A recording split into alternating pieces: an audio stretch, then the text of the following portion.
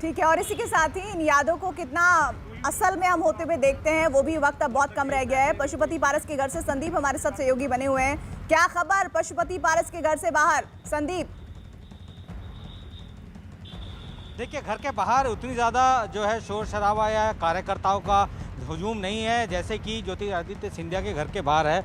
यहाँ पे लगभग पूरा माहौल जो है खाली है। यहाँ पे बहुत ज़्यादा लोग नहीं आए हैं सुबह से, लेकिन जब से ये मंत्रिमंडल विस्तार की बात थी और उसके बाद कुछ दिन पहले ही जिस तरीके से इस पूरी पार्टी के अंदर टूट हुई, चिराग अलग चले गए, पशुपति अलग चले गए, चिराग ने जो है इनके सांसदों को बाहर कर दिया, अब वो वहाँ पे आशीर्वाद यात्रा कर रहे हैं, लेकिन यहाँ पे पीएम मोदी का आशीर्वाद जो है वो पशुपति पारस को मिल गया है। इतना अब साफ हो गया है कि चिराग भले ही अपनी पार्टी को बचाने की कोशिश कर रहे हो, उस पार्टी को अपने नाम को करने का दम भर रहे हो, लेकिन सरकार ने इतना तो साफ कर दिया है कि जो रिकग्नाइजेशन दी जा रही है चेहरे की एलजेपी पार्टी की, वो पशुपति पारस गुट जो है उसी को दी गई है और यही वजह है कि उनको मंत्रिमंडल में शामिल भी किया गया है।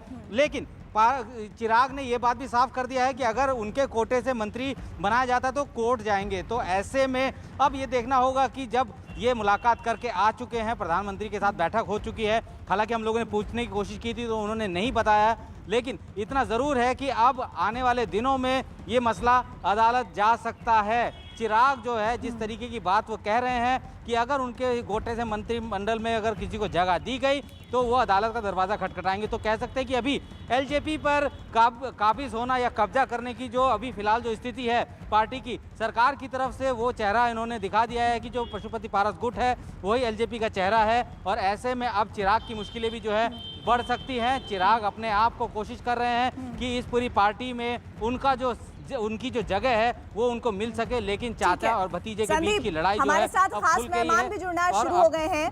हमारे साथ खास मेहमान जुड़ चुके हैं, बीजेपी प्रवक्ता गोपाल कृष्ण अग्रवाल जी और कांग्रेस प्रवक्ता अनुमा आचार्य जी। सबसे पहले गोपाल जी, मैं आपका रुख करना चाहती हूँ, ये जो मंत्रिमंडल का विस्तार हो रहा है इसमें कौन से मुख्य बिंदु हैं जिन पर ध्यान दे रही है बीजेपी? देखिए, सबसे बड़ी बात जो निकल के आ रही है वह है कि नए लोगों को, युवा लोगों को एक एवरेज एज कम हो सके उस तरह की तरफ एक प्रयास जा रहा है। दूसरा, परफॉर्मेंस का इवैल्यूएशन तो हुआ ही है और उस जो संगठन की आवश्यकता हो उसको भी ध्यान में रखते हुए कुछ बदलाव किए हैं, क्योंकि पार्टी बहुत बड़ी हो चुकी है और संगठन की भी कुछ आवश्यकताएं हैं, उनको भी ध्यान में रखा गया। और आने वाले समय में जो इलेक्शन, बड़े स्टेट से इलेक्शन हो रहे हैं, उनके बारे में भी ध्यान रखा गया है, ऐसा समझ में साफ आ रहा है। दूसरी बात यह है कि जो एनडीए का कुनबा है उसमें कुछ लोग जो कहीं ना कहीं उस समीकरणों को भी ध्यान में रखा गया। और सबसे बड़ी बात है कि समाज के जो कई वर्ग हैं, जैसे महिलाएं हैं और कई जो समीकरण है, सामाजिक समीकरण, उनको भी पूरी तरह से उनका रिप्रेजेंटेशन ठीक से हो, इस बारे में भी बहुत स्पष्ट रूप से ऐसा लग रहा है कि वह चीजें ध्यान में रखते हुए यह पूरी प्रक्रिया चल रही है। एक यंग सभी समाज के वर्गों का प्रॉपर रिप्रेजेंटेशन और जो कुछ कार्य की गवर्नेंस की आवश्यकता के लिए जो कुछ और राज्य की जनता को एक सम्मान के तौर पर मिला है और इसका असर चुनाव में देखने को मिलेगा। बिल्कुल, माननीय मोदी जी के नेतृत्व में जिस तरह से हम आज पूरे देश में जाने जाते हैं भारतीय जनता पार्टी के कार्यकर्ता, और साथ में हमारी सरकार ने पूरे विश्व में एक नया कीर्तिमान बनाया है, एक नई साख दी है भारत को, तो जरूर हमारा नेतृत्व तो मोदी जी का ही है। और वहाँ पर उत्तराखंड में जो हम पिछली बार 57 सीट लेकर बहुत अच्छे विजयी रहे थे, तो मैं समझता हूं कि उससे भी बढ़कर इस समय हमको सीट से वहां मिलेंगी। हम दोबारा सेवा करने के लिए उत्तराखंड में अवश्य ही 2022 में बहुमत से आएंगे।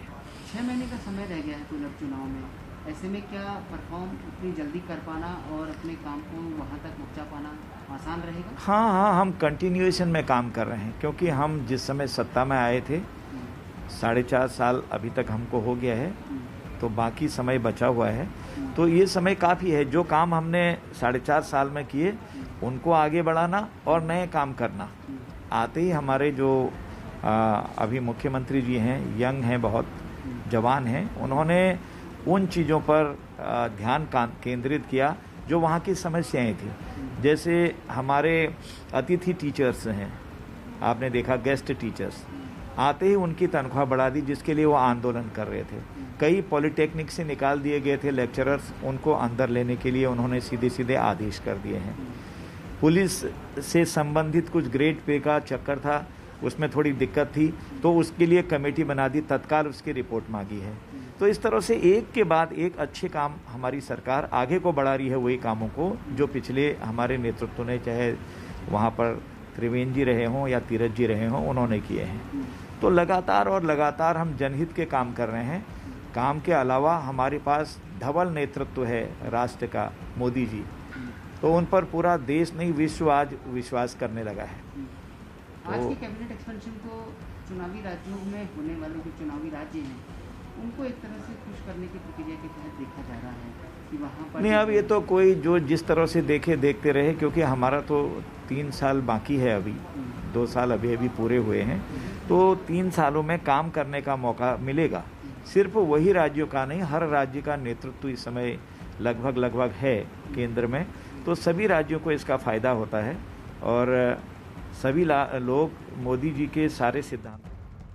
तो आप अजय भट्ट को सुन रहे थे, जो नैनीताल से सांसद है और जिनकी जानकारी है कि वो भी कैबिनेट में अब हिस्सेदारी अपने दिखाने वाले हैं, और साथ ही साथ एक लंबा चौड़ा उनका बीजेपी के साथ अनुभव रहा है। साथ ही कांग्रेस की सरकार के दरमियान वो नेता प्रतिपक्ष भी रहे हैं। और ये एक अलग बात है कि वो नैनीताल जिले के रानीखेत विधानसभा सीट 2017 में हार गए थे, लेकिन फिलहाल उन्हें मोदी की इस कैबिनेट में जगह मिलने की लगातार जानकारियां आ रही हैं। उनका प्रतिनिधित्व कहा जा रहा है बढ़ सकता है। हमारे साथ हमारे खास मेहमान एक और जुड़ गए हैं, संजय गुप्ता शिवसेना से जुड़ गए हैं। लेकिन मैं सबसे पहले अनुमा आचार्य जी आपके पास आना चाहती हूं।